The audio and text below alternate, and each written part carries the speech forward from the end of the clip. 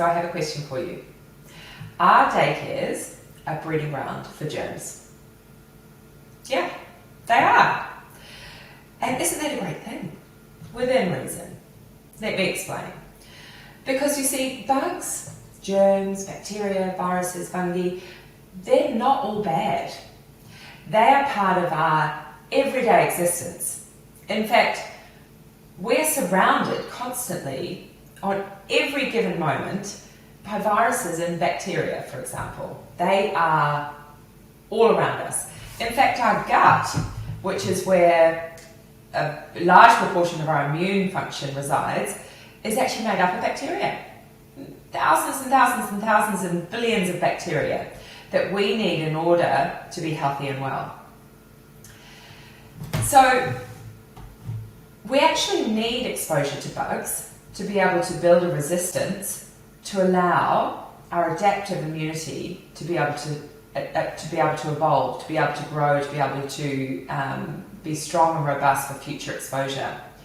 Our immune function you can think of as sort of split in two arms. We have an innate immune function, which is always ready momentarily to react to any kind of pathogen that comes into the body or in contact with us.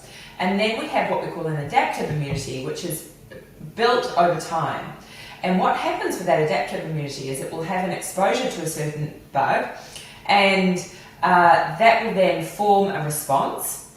And the response we're talking about will often coexist with signs or symptoms. So you might have, a health expression, and then that child or that person works through that health expression, but it has a stored and remembered response, so that when it gets exposed to a similar pathogen or a similar virus or a similar bacteria in the future, it knows what to do, so that it's not such a life-threatening situation later on. Because as we have more exposure, that adaptive immunity develops and becomes more and more robust.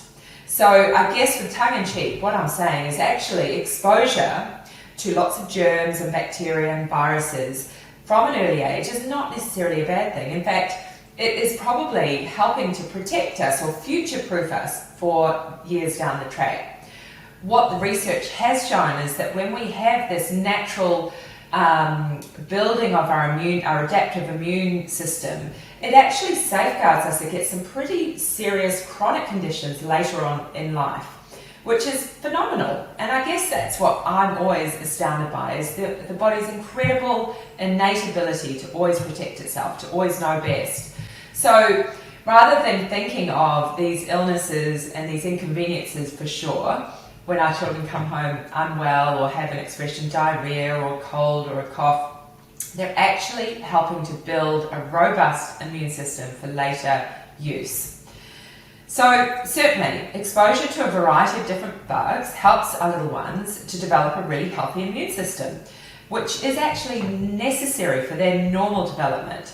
It primes them for future exposure and preps their immune system for how to react appropriately in the future.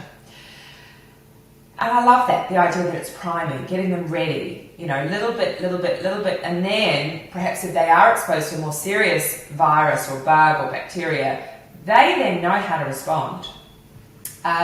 So we often, particularly in Western culture, we tend to want to suppress symptoms because we think that that's a bad expression. In chiropractic, we always think about things back to front, or I would say the right way around. I would challenge you to say that actually a fever is a very useful response to a virus or a pathogen. By raising the body's temperature, the body is able to get rid of that pathogen, but also it's forming that adaptive immune response. If we suppress that temperature, for example, we're prolonging the inevitable, essentially, and prolonging usually the expressive period of time. So we now know, which is relatively new information, that when we do spike a high temperature, that it's completely safe for a child, or in most cases, that they will get through that, and with some love and attention and close monitoring, that they will be just fine.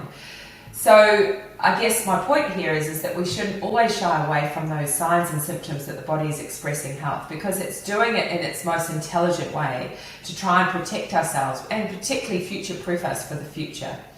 I'd like you to consider the fairy tale, Goldilocks and the Three Bears. Let me refresh you.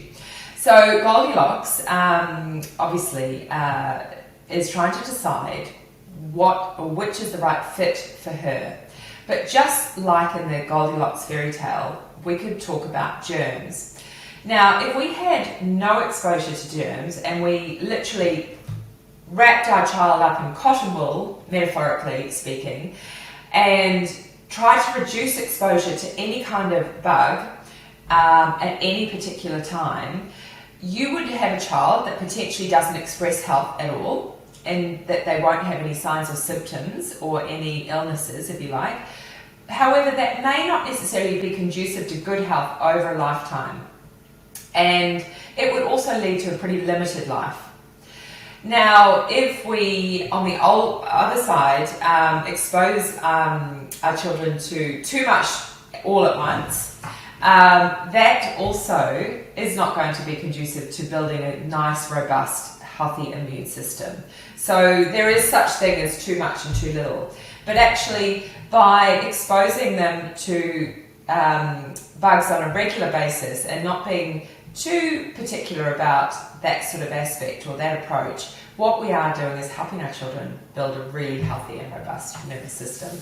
So go get diggity with those bugs and germs. Don't be so afraid. Remember that this is a fairly safe way of exposing them to these different bugs and viruses, and know that they are actually building themselves a nice, strong immune system.